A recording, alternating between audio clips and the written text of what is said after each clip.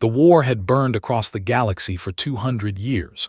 Every star map showed the same three colors now: red for the hegemony zones, black for the swarm territories, gray for the few neutral worlds caught between them. Admiral Sarah stood before the massive viewing screen in Earth's orbital command station. The holographic display showed the latest battle reports from the system. Another defeat for the hegemony. Another victory for the hungry swarm. She watched the tactical readouts with quiet eyes, taking notes on her personal tablet. The hegemony lost 12 capital ships, reported Commander Martinez from his station. The swarm consumed 3 more colony worlds, same pattern as always. Sarah nodded. She had studied every major battle for the past 15 years. The patterns were clear to anyone willing to look. The hegemony fought like they always had, with massive formations and overwhelming firepower. The swarm responded with endless waves of and adaptive tactics. Both sides knew what the other would do before they did it. "Any word from our observation posts?" Sarah asked. Station 7 reports increased swarm movement toward the neutral zones. Station 12 detected hegemony fleet movements near the trade routes. They're both getting desperate. Sarah touched the screen, zooming in on a small cluster of yellow dots. Human space, 12 systems, 50 billion people, invisible to the great powers fighting over the galaxy. The official records listed humanity as developing species low threat level. Most aliens thought humans were barely capable of space travel. They were wrong.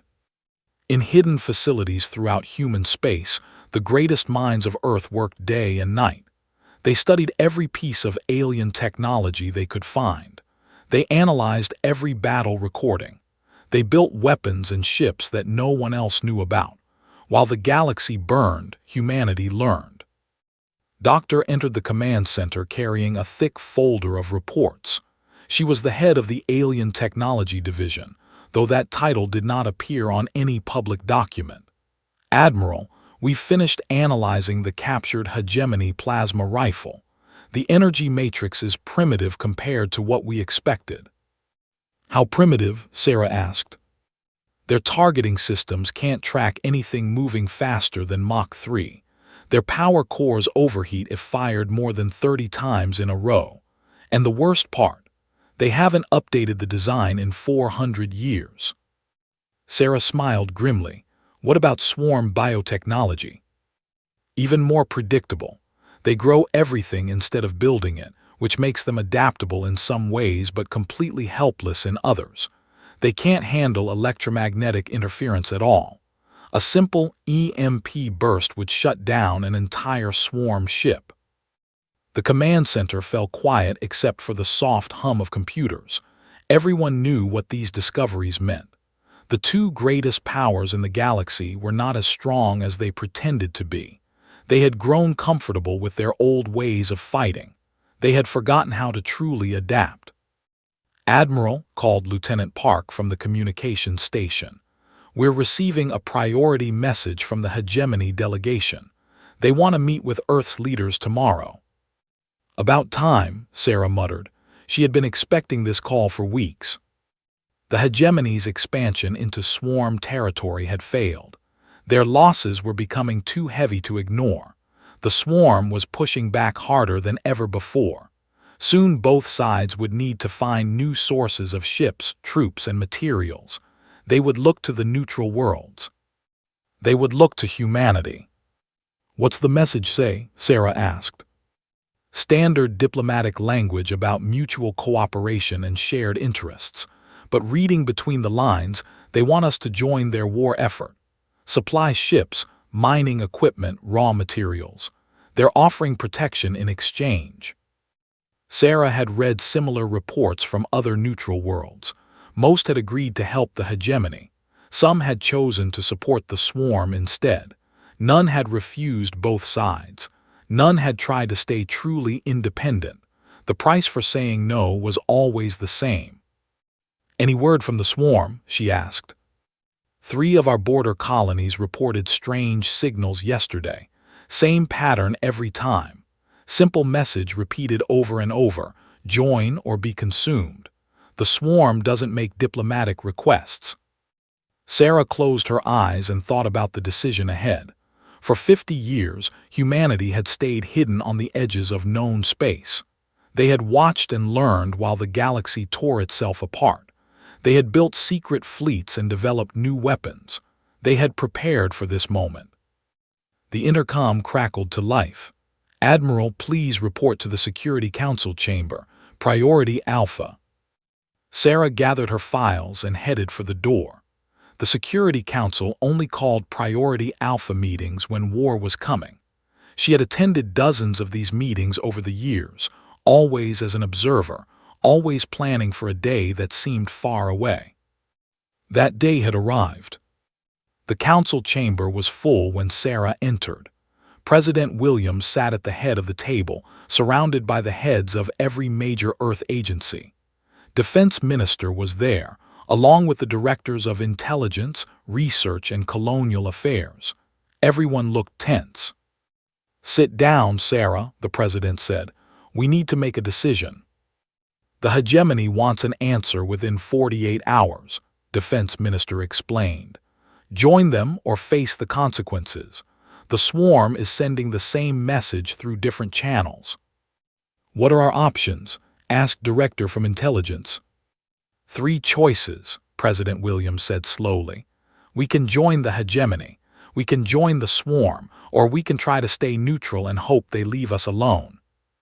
Sarah opened her folder and spread out her tactical analyses. "There's a fourth option," she said quietly. Everyone turned to look at her. The room became very quiet.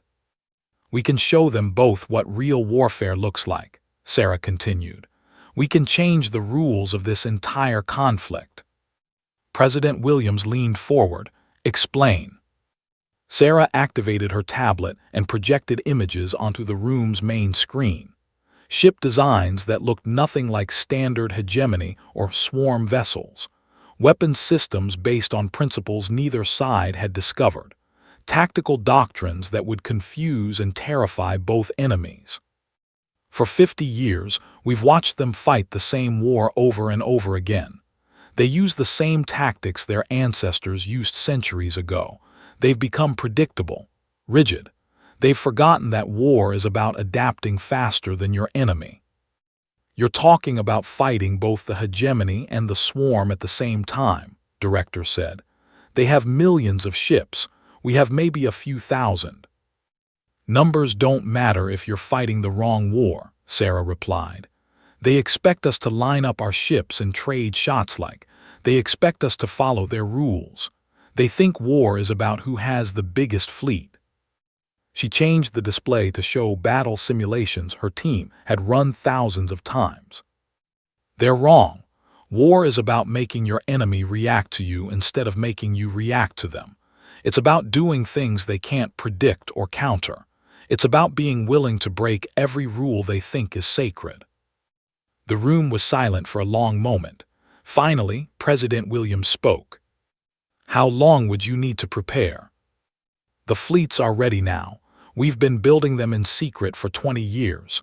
The crews are trained. The weapons are tested. All I need is permission to begin." President Williams looked around the table. One by one, each council member nodded. "Very well, Admiral. Begin Operation Shockwave." Sarah stood and gathered her files. As she headed for the door, she allowed herself one small smile. The galaxy was about to learn why humanity had stayed quiet for so long. They had been preparing.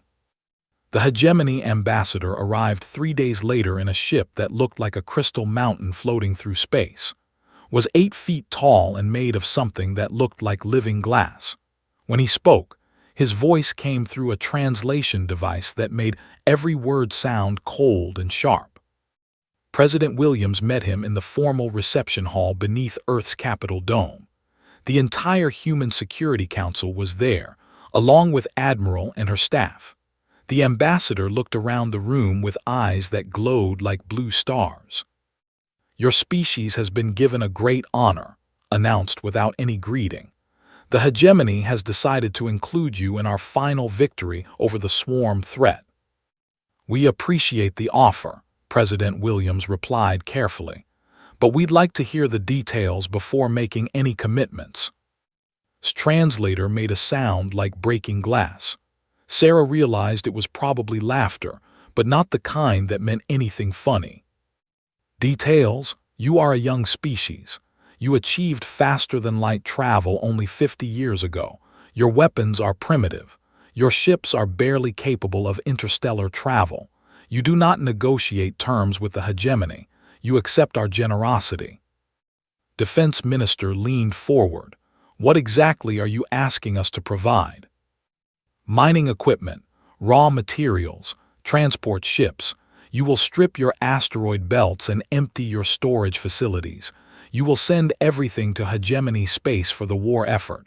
In return, we will protect you when the swarm comes. And if we refuse? President Williams asked. His glow became brighter and colder. Then you will discover how quickly a primitive species can become extinct. The room fell silent. Sarah watched the ambassador's body language and made mental notes. Arrogant, overconfident, used to being obeyed without question. He really believed that humans were helpless without hegemony protection. We'll need time to discuss this with our people, President Williams said finally. You have 12 hours, replied. The swarm advances on 17 systems this cycle. We cannot waste time explaining obvious choices to inferior minds. After the ambassador left, the Security Council gathered in a secure conference room. Everyone looked angry, but Sarah felt something different. She felt excited. Did you hear how he talked to us? Director said. Like we were children asking permission to exist. The swarm's message wasn't much better, President Williams added. He activated a recording from the border colonies. Strange, whistling sounds filled the room, followed by the translation. Biological inefficiency detected. Submit for processing or face consumption. Resistance multiplies suffering. Both sides see us the same way, Admiral observed. Weak, helpless, something to be used or destroyed according to their convenience. President Williams turned to her. Are your fleets really ready? More than ready. And after listening to that ambassador, I'm looking forward to showing him what primitive minds can accomplish. What about casualties? Defense Minister asked. We're talking about fighting the two most powerful forces in the galaxy. Sarah activated her tablet and showed the latest intelligence reports. Both sides are weaker than they want us to believe. The hegemony has been fighting this war for 2 centuries. Their ships are old. Their tactics are older. They rely on overwhelming force because they've forgotten how to be clever. She changed the display to show swarm battle patterns. The swarm is even worse. They're so focused on their collective thinking that they can't handle individual creativity. Every swarm ship responds the same way to the same threat. They're basically flying computers following the same programming. And you think we can beat them both? President Williams asked. I think we can confuse them so badly they'll defeat themselves, Sarah replied. The plan isn't to destroy their fleets. It's to make them question everything they think they know about warfare. 2 hours later, Admiral stood in the command center of the battleship Defiance, hidden in the asteroid belt beyond Pluto. Around her, 30 other ships waited in the darkness. They looked like ordinary mining vessels and cargo haulers. Only someone who knew what to look for would notice the extra armor plating and the weapon ports cleverly disguised as industrial equipment. Status report, Sarah ordered. All ships report ready, Commander Martinez announced. The hegemony fleet is moving toward the system, just like our intelligence predicted. Swarm forces are preparing to intercept them. What about our mining convoy? 20 ships loaded with legitimate mining equipment, just as requested. The hegemony escort is keeping them on schedule. They have no idea we're following them. Sarah smiled. The plan was simple and completely unexpected. The hegemony had ordered humanity to send mining equipment to support their war effort.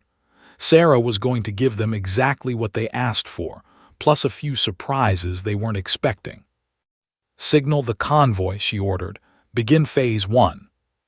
Light years away, the human convoy approached station under heavy hegemony escort. Captain commanded the lead mining ship, a massive vessel called the Prosperity.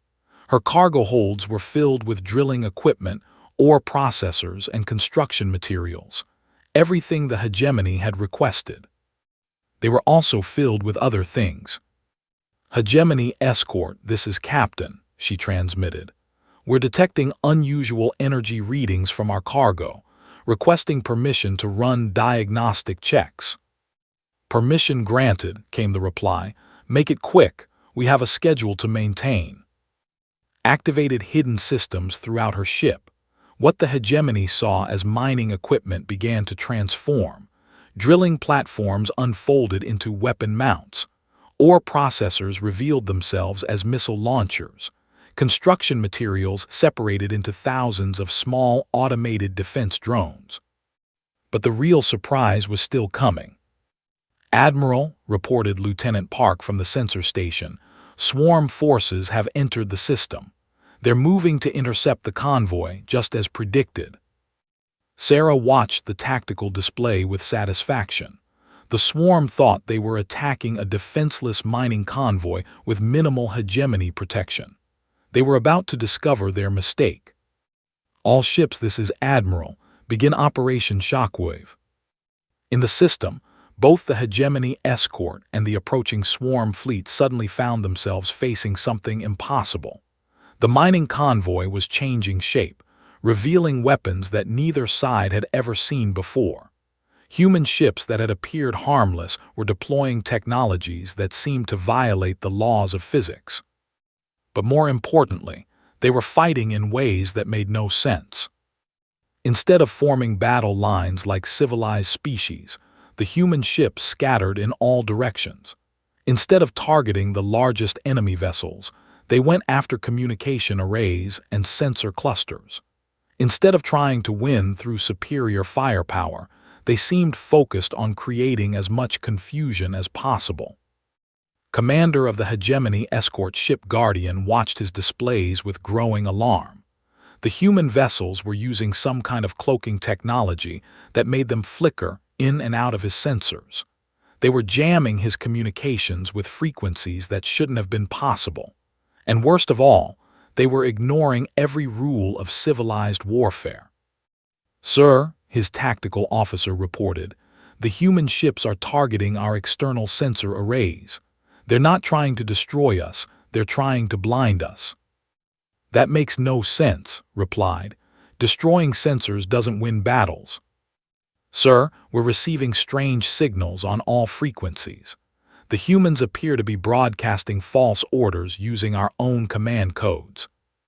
Before Commander could respond, his ship's navigation system started receiving contradictory instructions. His weapon systems began targeting friendly vessels. His shields flickered on and off according to no pattern he could understand. The swarm was having even worse problems. The collective consciousness that controlled every swarm ship was designed to process information from thousands of vessels at once. It could coordinate massive fleets with perfect precision. It could adapt to new threats within minutes of encountering them. But it couldn't handle chaos. The human ships were broadcasting random signals that looked like swarm communication patterns, but carried meaningless information. They were using weapons that created electromagnetic interference on exactly the same frequencies the swarm used for internal coordination. They were attacking in ways that seemed completely random, but somehow always hit the most vulnerable spots. Most confusing of all, they kept changing their tactics every few minutes. Just when the swarm collective began to understand what the humans were doing, they would do something completely different. Captain watched her displays as hegemony and swarm ships began firing on each other in their confusion. Her mining ship had transformed into something that looked more like a space station than a vessel, with weapons and defense systems extending in all directions. "All human ships, this is," she transmitted. "Phase 1 complete. Enemy forces are in disarray, beginning Phase 2. The human fleet suddenly stopped their chaotic maneuvering and began moving with perfect coordination. But instead of attacking their confused enemies, they began deploying the real mining equipment they had brought. Within minutes, automated mining platforms were anchored to nearby asteroids. Construction drones were building defensive positions throughout the system. The humans were establishing a permanent base, while their enemies were still trying to figure out what was happening. "This is Admiral to all forces," Sarah's voice came through the communication array. "System is now under human protection. Any vessel attempting hostile action will be disabled and boarded. Any vessel requesting assistance will be provided with aid regardless of allegiance." Commander stared at his displays in disbelief. In less than an hour, a small human mining convoy had neutralized both hegemony and swarm forces, established a military base, and declared sovereignty over an entire star system. But the most shocking part was the final message they received. "All forces are welcome to remain in the system under human authority. We offer medical assistance, supply replenishment, and safe passage to any destination. The war ends here." For the first time in 200 years, a battle had ended without total victory for one side or total defeat for the other. The galaxy had no idea what to make of it. News of what happened at station spread across the galaxy like wildfire. Within days, every military command in known space was studying the battle recordings. The impossible had happened. A species everyone considered primitive had defeated both hegemony and swarm forces using tactics that made no sense. Admiral stood in the war room aboard her flagship, watching reports from across human space. Hegemony and swarm fleets were moving toward Earth from 12 different directions. Both sides had decided that humanity was too dangerous to be left alone. "Intelligence reports from our listening posts," Commander Martinez announced. "The Hegemony High Command is calling us a chaotic species that threatens galactic stability. The Swarm Collective has labeled us a dangerous anomaly requiring immediate correction." "How long until they reach our territory?" Sarah asked. "First contact in 6 days. The Hegemony is sending their third battle fleet, 47 capital ships. The Swarm is deploying a full hive cluster. Estimated strength, over 300. Sarah nodded calmly. She had expected this response. Both sides needed to test human capabilities before committing their main forces. They were sending enough ships to destroy any normal species, but not enough to seriously damage their own war efforts if something went wrong. They were about to discover just how wrong their calculations were. "Signal all fleet commanders," Sarah ordered. "Begin deployment to the outer ring. Phase 3 is now active."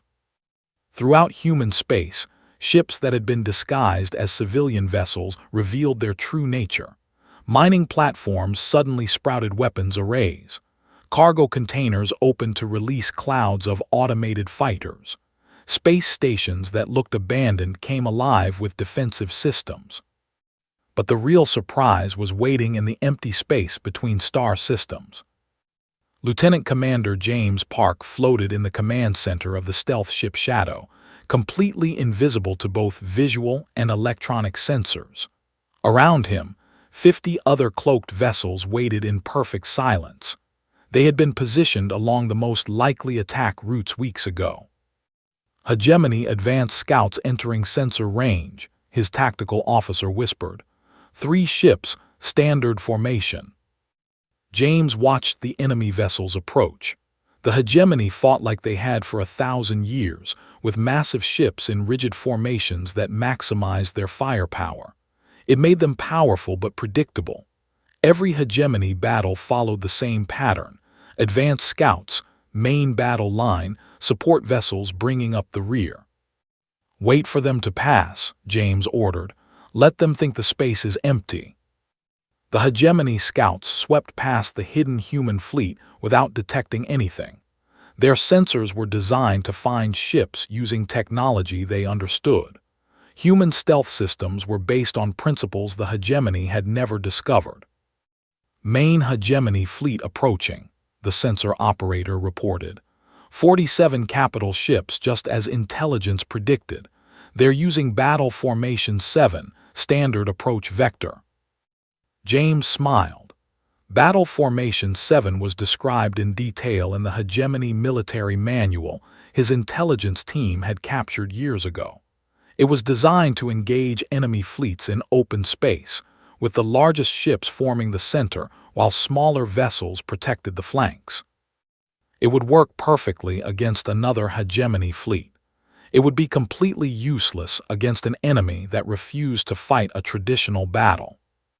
All ships, this is Commander Park. Begin Phase 1 of Operation Phantom Strike. The human fleet powered up their engines but remained cloaked. Instead of moving to intercept the hegemony formation, they began following behind it. The massive alien ships continued their approach toward human space, completely unaware that 50 enemy vessels were trailing them like silent predators. "Sir," the communications officer whispered, "we're receiving updates from the other strike groups. The swarm hive cluster has been located, 300 moving in standard collective formation." James nodded. The swarm fought differently than the hegemony, but they were just as predictable. Every swarm attack followed the same pattern, a massive wave of ships moving together like a single organism. It made them efficient but vulnerable to the right kind of attack. "Signal Admiral, both enemy fleets are in position. Request permission to begin Phase 2. The response came immediately. "Permission granted. Show them what chaos looks like." James gave the order he had been waiting months to deliver. "All ships and attack. Target communications and sensors only. Avoid direct combat. Maximum confusion protocol." Space suddenly filled with human warships that appeared from nowhere. But instead of charging toward the hegemony fleet like any sane enemy would do, they scattered in all directions. Some ships accelerated toward the alien formation, others moved parallel to it, and still others seemed to be running away. Commander of the hegemony flagship Dominion stared at his tactical display in confusion. "Where did they come from? How many ships are we facing?"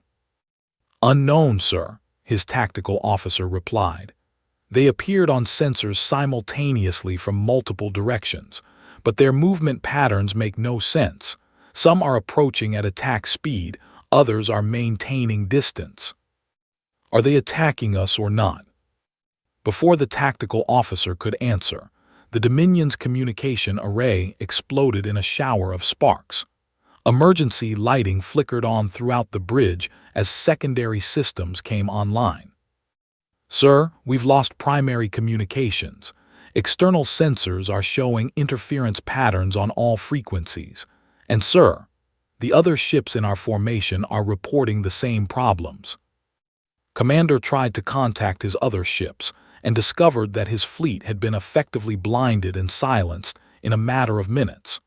The human ships had somehow destroyed their ability to coordinate without actually damaging their weapons or engines. "Can we still fight?" he demanded. "Yes, sir, but each ship is now operating independently. We can't coordinate our attacks or share tactical information." "Then we fight alone.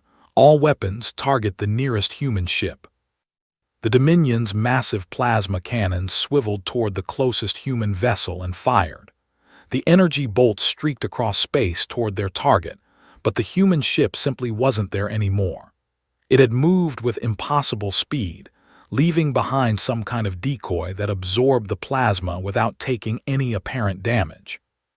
"Sir, the human ships are using technology we don't understand. They appear to be in multiple locations at once." Actually, the human ships were using something much simpler than advanced technology. They were using tactics that the hegemony couldn't predict because they had never encountered them before. While the hegemony fleet struggled with their communication problems, The human ships were implementing a strategy that Admiral called controlled chaos. Each ship operated independently, following basic guidelines but adapting to local conditions. They used hit-and-run attacks, false targets, and electronic warfare to create maximum confusion with minimum risk. 3 systems away, the Swarm Hive cluster was experiencing similar problems. Captain Maria commanded the human fleet assigned to deal with the swarm threat.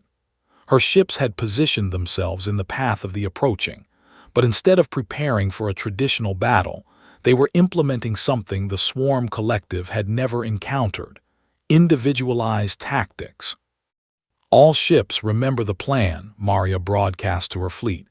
Each ship acts independently. No coordination, no predictable patterns. Make them think they're fighting 300 separate enemies instead of one fleet. The Swarm Collective was designed to process vast amounts of information from its component ships and respond with perfect coordination. It could track thousands of targets simultaneously and adapt its tactics in real time. But it was fundamentally a single intelligence trying to control multiple bodies. When Maria's ships attacked, each one used completely different tactics. Some ships charged straight at the swarm formation. Others approached from unexpected angles. Still others seemed to retreat, then suddenly reversed course. A few ships appeared to be running away entirely, only to launch surprise attacks from maximum range. The Swarm Collective tried to process this information and respond appropriately, but every time it began to understand what one human ship was doing, that ship would do something completely different.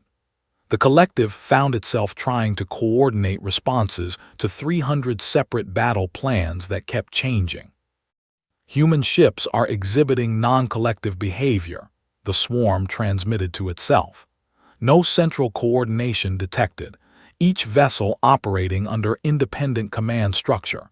This configuration is impossible for efficient species. But impossible or not, it was working. The human ships were avoiding the swarm's attacks while landing hits on critical biological systems. Worse, they were using weapons that specifically targeted the bioneural connections that allowed the collective to control its ships.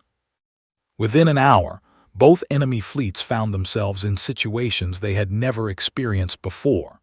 Individual ships were intact and capable of fighting, but they could no longer operate as unified forces. The hegemony fleet was reduced to 47 separate ships with no way to coordinate their attacks. The Swarm Hive cluster had been broken into hundreds of that could no longer share information effectively. Admiral watched the battle reports with satisfaction. Status of enemy forces. Both fleets are combat ineffective, Commander Martinez reported. No significant damage to their individual ships, but their command structures have been completely disrupted. They're requesting permission to withdraw. Grant it, Sarah ordered, but make sure they understand the terms. The message went out on all frequencies. Hegemony and swarm forces are free to withdraw from human space. Medical assistance is available for damaged ships. No pursuit will be attempted. This engagement is concluded. Commander of the Dominion stared at the message in disbelief. In all his years of military service, no enemy had ever offered medical assistance to ships they had just defeated. More shocking, the humans weren't demanding surrender or trying to capture hegemony technology. They were simply telling their enemies to go home. Sir, his communications officer reported, the human ships are transmitting detailed star charts showing the safest routes back to hegemony space. They're also offering to escort our damaged vessels to the border. Similar messages were being received by the swarm ships. For a collective intelligence that had spent centuries consuming or destroying everything it encountered, the concept of voluntary mercy was completely incomprehensible. As both enemy fleets limped away from human space, military analysts across the galaxy tried to understand what they had witnessed. Humanity had defeated 2 major military forces using tactics that violated every principle of modern warfare. They had won battles without destroying their enemies.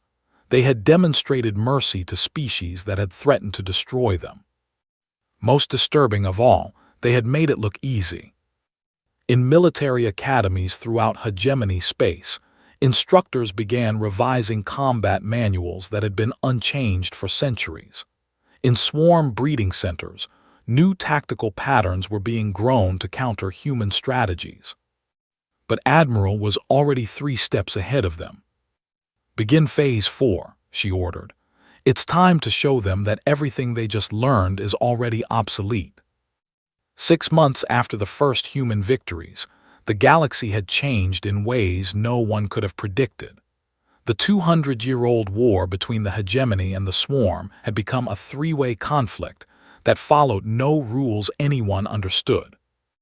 Admiral stood in the new command center on Earth's moon, watching tactical displays that showed human operations across 50 star systems. Her forces had grown from a few dozen ships to over 1,000, but numbers weren't what made her dangerous. It was the way she used them. "Intelligence report from Operation Mirror," Director announced as he entered the command center. His department had become the most important part of the human war effort, though they rarely fired a single shot. "The Hegemony High Command is convinced that the swarm has developed new infiltration technology," he continued with a slight smile. 3 of their major fleet bases have suffered what they believe are swarm attacks. They're withdrawing forces from the front lines to protect their home systems. Sarah nodded with satisfaction. "And the swarm?" "The collective is equally convinced that the hegemony has created some kind of super weapon. They've detected energy signatures that match hegemony plasma technology at 17 different locations, where their hive clusters were mysteriously destroyed. They're adapting their biology to counter weapons that don't actually exist." "Perfect. How long until they realize what's really happening?" Director checked his tablet. "Our psychological analysis suggests it could take years. Both species are so locked into their old ways of thinking that they can't imagine a third option. They know someone is attacking them, so it must be their traditional enemy." Sarah walked to the main tactical display and zoomed in on the Taurus system. "What's the status of Operation Ghost Ship?" "Phase 3 is ready to begin," Commander Martinez reported. "We have 17 hegemony vessels and 23 swarm in the target area. None of them know the others are there. Both fleets are investigating the same mysterious energy signatures," Director added. "They think they're hunting each other, but they're actually following clues we planted." Sarah smiled. Operation Ghost Ship was one of her most elegant strategies. Human intelligence had spent months planting false evidence that would lead both enemy fleets to the same location at the same time. The hegemony would arrive expecting to find a secret swarm base. The swarm would arrive expecting to find a new hegemony weapon. Instead, they would find each other. And they would find something else. "Begin Phase 3, Sarah ordered. "And remember, we want survivors. Confused, frightened survivors who will tell their commands exactly what they think they saw." In the Taurus system, Captain Lisa floated in the command center of the experimental ship Phantom. Her vessel didn't appear on any official registry because it didn't really exist in any way that either enemy could understand. The Phantom was built using technology that humanity had developed specifically for psychological warfare. Its hull could change shape and color to mimic any known ship design. Its weapons could produce energy signatures identical to hegemony or swarm technology. Most importantly, its computer systems could broadcast false sensor data that would fool any detection system in the galaxy. "Hegemony scout ship entering the system," her sensor officer reported. "Standard configuration, moving toward the coordinates we provided." "Swarm advance organisms detected on the opposite side of the system," added the tactical officer. "They're following the biotrail we planted last week." Lisa activated her ship's transformation systems. The Phantom's hull began to shift and change. taking on the appearance of a massive swarm biocruiser. But the energy signatures it broadcast would read as pure hegemony technology to anyone who scanned it. "Remember the plan," she told her crew. "We're a hegemony ship disguised as a swarm vessel. When the hegemony scouts see us, they'll think the swarm has captured one of their ships. When the swarm organisms detect us, they'll think the hegemony has learned to imitate their biology." "And when they start fighting each other?" asked her tactical officer. "We disappear and let them draw their own conclusions." The first contact came exactly as human intelligence had predicted. The hegemony scout ship detected what appeared to be a swarm vessel broadcasting impossible energy signatures. The commander immediately called for reinforcements while trying to understand how the swarm had acquired hegemony technology. On the other side of the system, swarm organisms detected what looked like one of their own biocruisers, but felt completely wrong to their collective senses. The readings suggested that the hegemony had somehow learned to build living ships. Both sides converged on the Phantom's position, with growing alarm and confusion. "Hegemony reinforcements arriving," Lisa's sensor officer reported. 12 ships, battle formation. They're transmitting demands for the swarm vessel to surrender. "Swarm response force entering the system," the tactical officer added. 43, full attack configuration. They're broadcasting warnings about hegemony infiltration.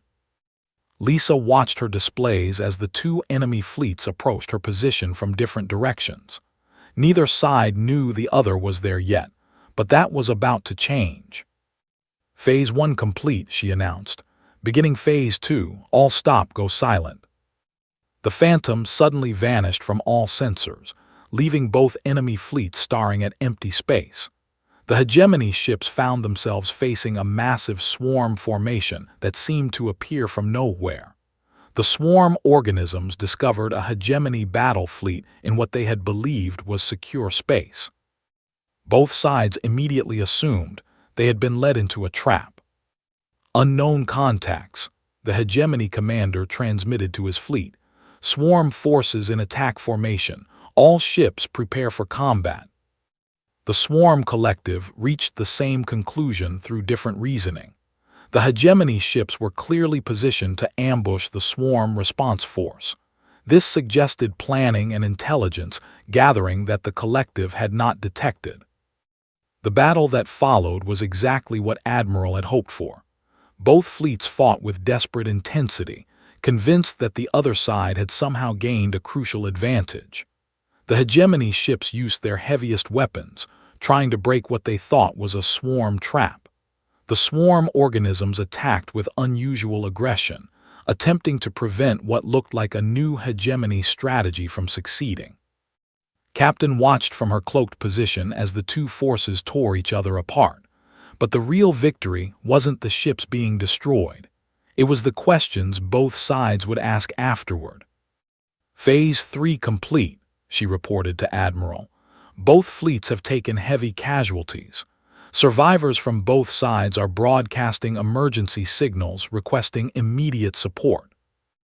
Any indication they suspect our involvement?" "None. The hegemony is convinced this was a swarm ambush using captured technology. The swarm believes the hegemony has developed new infiltration capabilities. Both sides are demanding immediate tactical revisions to counter threats that don't exist." Similar operations were taking place throughout the galaxy. Human intelligence teams had identified the psychological weaknesses of both enemy civilizations and were exploiting them with surgical precision. The hegemony's rigid hierarchy made them paranoid about security breaches and infiltration.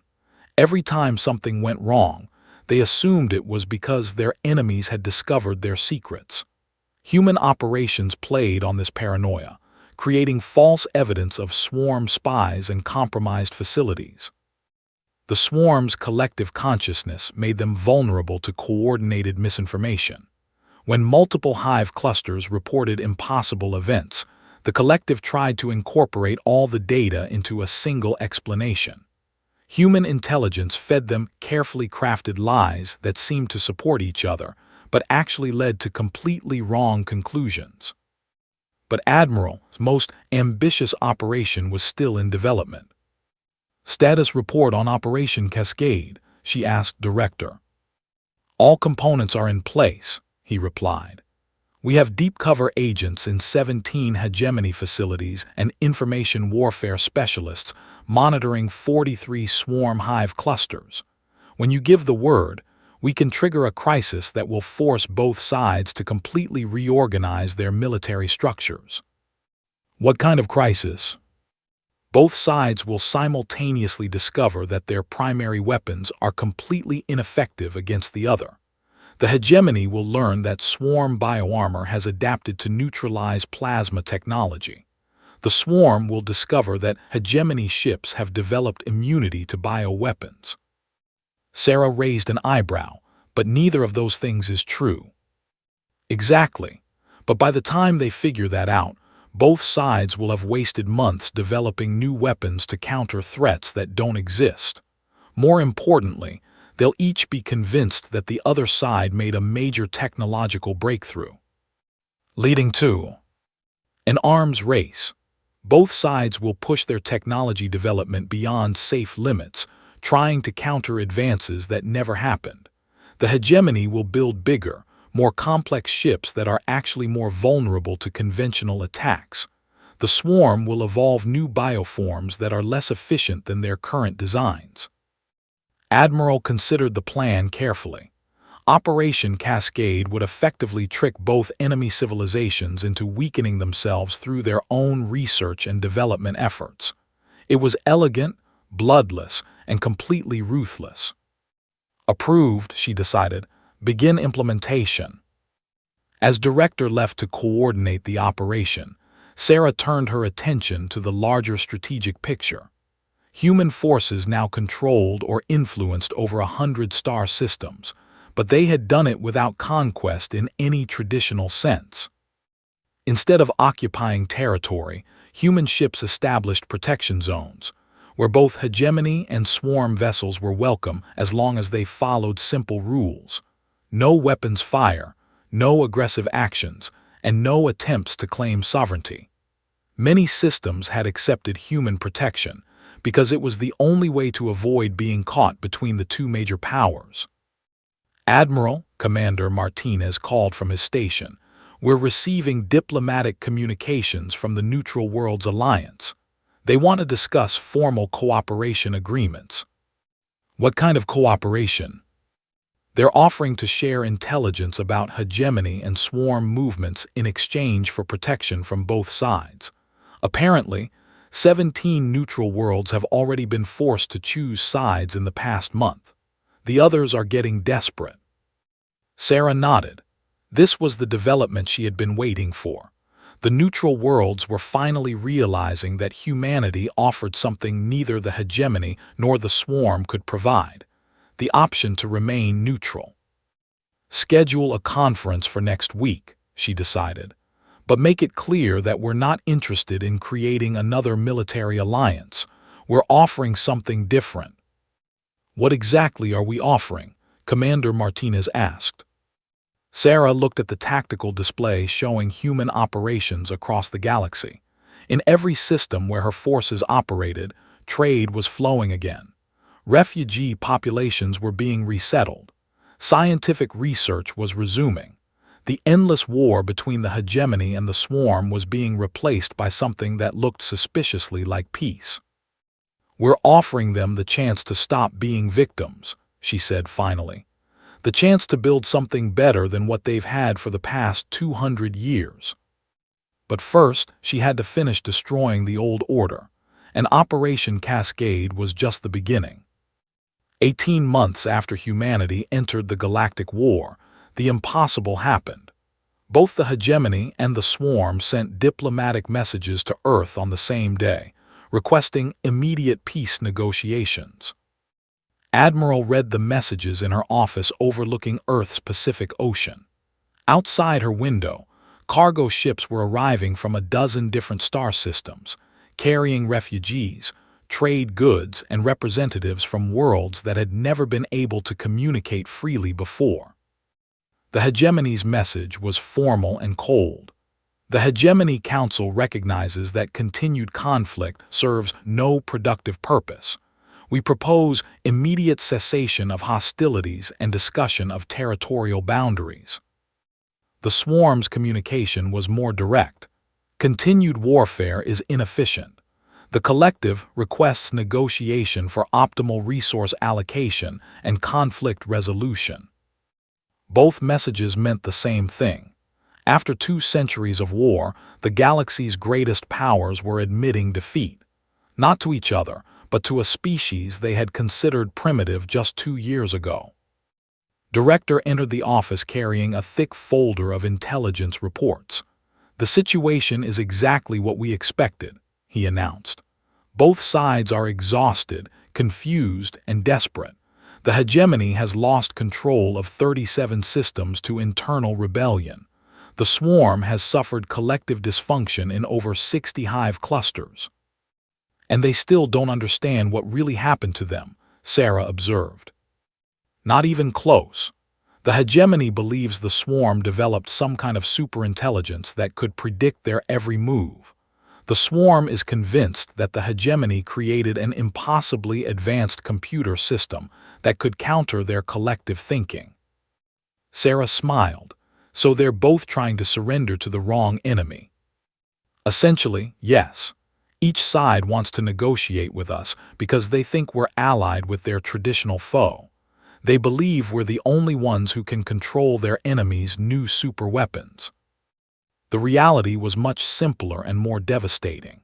Human intelligence operations had been so successful that both enemy civilizations had effectively defeated themselves. They had wasted enormous resources chasing threats that didn't exist, developed weapons to counter advances that had never been made, and reorganized their entire military structures to fight wars that were happening only in their imagination. But Admiral had never intended to rule the galaxy through deception. That would just create new problems in the future. What humanity needed was something that had never existed before: genuine peace. "Arrange a meeting," she decided. "All 3 powers, neutral territory, and make sure both sides understand that we're not here to accept their surrender." "What are we here to do?" Director asked. "Something much more difficult. We're here to teach them how to stop fighting." The peace conference took place on Harmony Station, a massive space facility that humanity had built in the neutral zone between all 3 territories. The station was designed to accommodate the physical needs of dozens of different species, with separate sections for air breathers, methane-based life forms, and the crystalline entities that made up the hegemony leadership. Admiral, now promoted to Fleet Admiral and designated as humanity's chief diplomatic representative, met with the alien delegations in a circular chamber with no head table. Everyone sat at the same level, in a design that emphasized equality rather than hierarchy. The hegemony delegation was led by High Commander, a being that looked like a mountain of living crystal shot through with veins of blue light. The Swarm sent a collective consciousness, speaking through a bioform that resembled a walking tree made of organic circuitry. "We have come to discuss terms," High Commander announced without preamble. "The hegemony is prepared to offer territorial concessions in exchange for humanity's guarantee that the Swarm's new technologies will not be used against us." "The collective agrees to resource-sharing arrangements," the Swarm representative added. "We require assurance that the hegemony's advanced combat systems will be neutralized." Sarah looked between the 2 delegations and realized they still didn't understand what had happened. They were still thinking in terms of the old war, the old alliances, the old assumptions about how the galaxy worked. "I think there's been a misunderstanding," she said calmly. "Humanity is not allied with either of your civilizations. We haven't been helping one side against the other. We've been fighting both of you." The chamber fell completely silent. High Commander's glow dimmed to almost nothing, while the swarm representative's bioform seemed to freeze in place. "That's impossible," said finally. "Your species lacks the military capacity to challenge either the hegemony or the swarm. Our intelligence reports indicate that you have fewer than 2,000 ships." "The collective's analysis confirms this assessment," the swarm representative added. "Humanity represents a negligible military threat using conventional force projection calculations." Sarah activated a holographic display that filled the center of the chamber.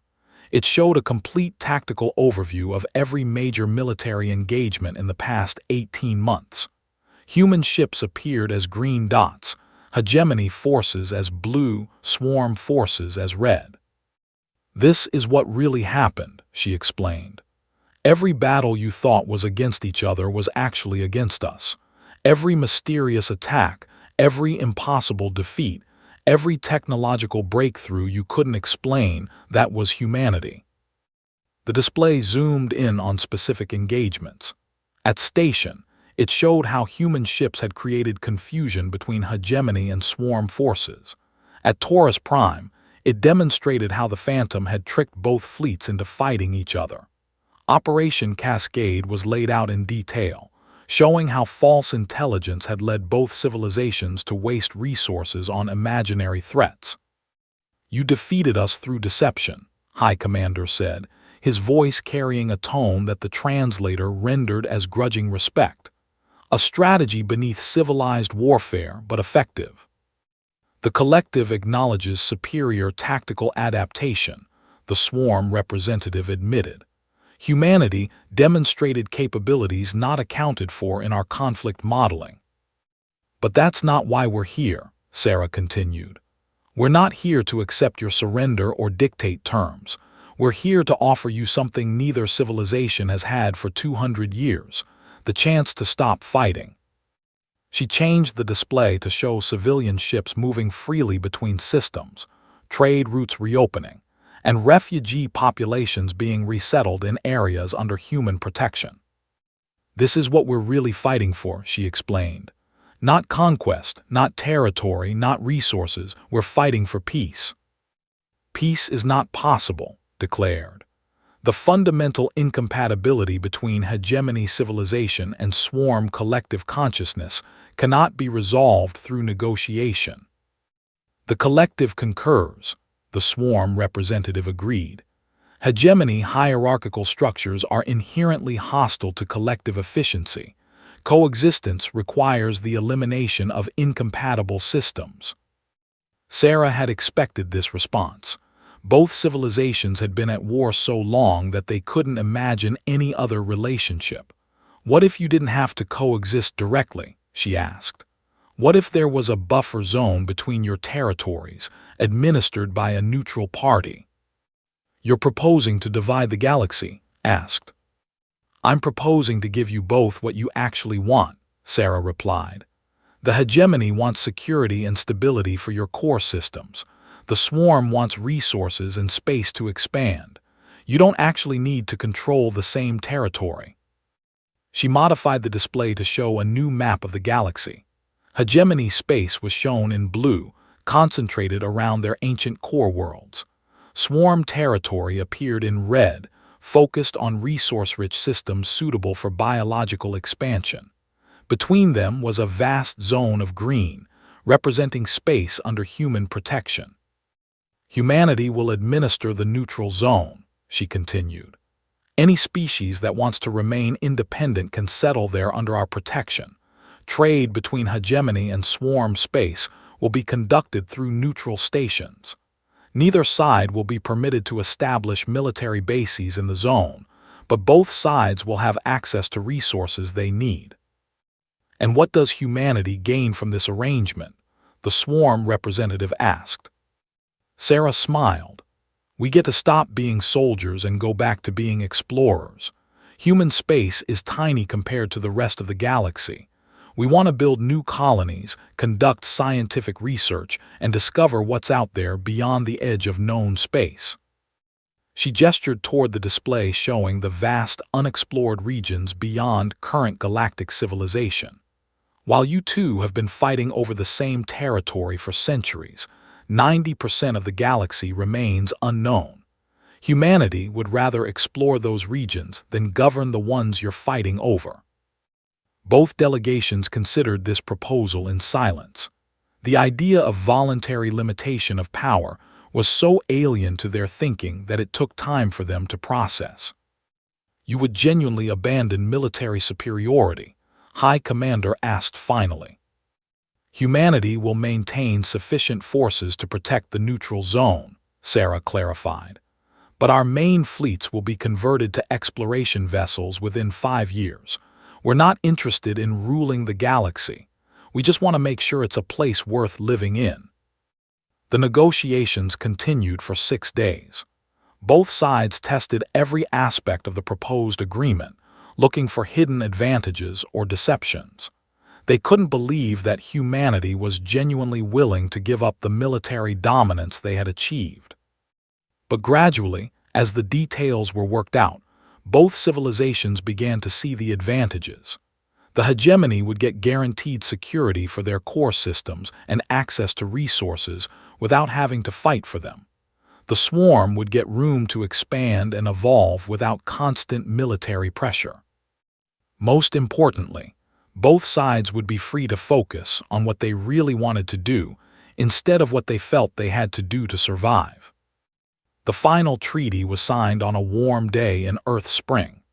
Representatives from 47 different species witnessed the ceremony, including delegations from the neutral worlds, alliance, and species that had been discovered in human exploration missions. But the most significant moment came after the formal signing, when Admiral addressed the assembled delegates. 2 years ago, the galaxy was burning, she said. Today, that fire has been put out. But peace isn't something you sign on a document. It's something you build every day through trade and communication and mutual respect. She paused and looked around the chamber at beings who had been enemies just days before. Humanity didn't enter this conflict to win a war.